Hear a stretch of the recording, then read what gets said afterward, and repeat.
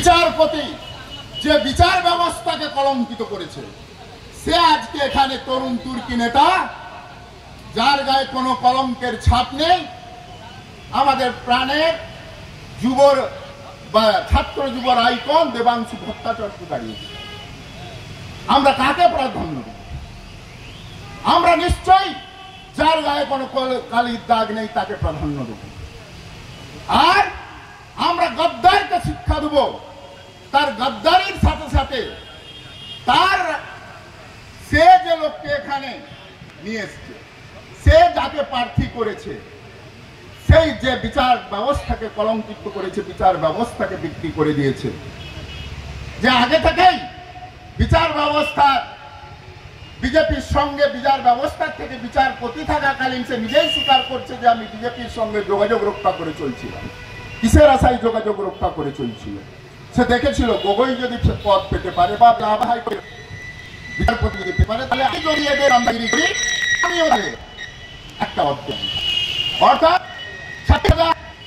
শিক্ষকের চাকরি খেয়ে নিয়ে সে নিজের স্বার্থ চরিতার্থ করছে, এরকম একজন স্বার্থপর ব্যক্তি তখন নেতা হওয়ার যোগ্য না।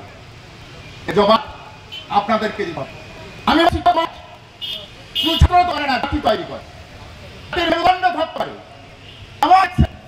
সমাজ তৈরি করার জন্য তারা হয়, যেখানে ভেদাভেদ, যেখানে গুণগত মান সম্মান হয়, তাহলে সেই শিক্ষক সমাজ হই কাল থেকে যে প্রতিবাদ এখানে শুরু করে সে বাদে শ্রদ্ধা জানায়, ধন্যবাদ যেমন অন্তর থেকে। আজ যে বল আপনাদের আছে এবার কাজ কিন্তু আপামরেরা আমার জনগণ এই ভোগ করছে, মূল্য বৃদ্ধিকে শুরু করে সবচেয়ে আমরা ভোগ করছি। আমাদের অবস্থা নুনতে আনতে ফেরাই সকলেই জানে। যেমন পাঞ্জাব হরিয়ানার কৃষকরা দেখিয়েছিল আইনকে ই করতে বাধ্য করেছিল, ঠিক তেমনি করে আছে বাংলা আজ আবার ভারতবর্ষ হাল পাবে। আশা করি এই সমাজের বিদ্রোহ, এই প্রতিবাদ, এই আওয়াজ, এই কণ্ঠ দিল্লির মসনদকে দেবে। আমি এই আওয়াজ মোদী সরকারের পতন ঘটানোর জন্য যথেষ্ট।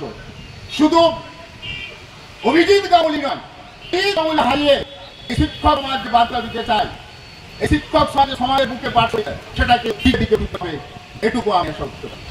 আপনার সংগ্রামে যেমন একটি চ্যুত করার জন্য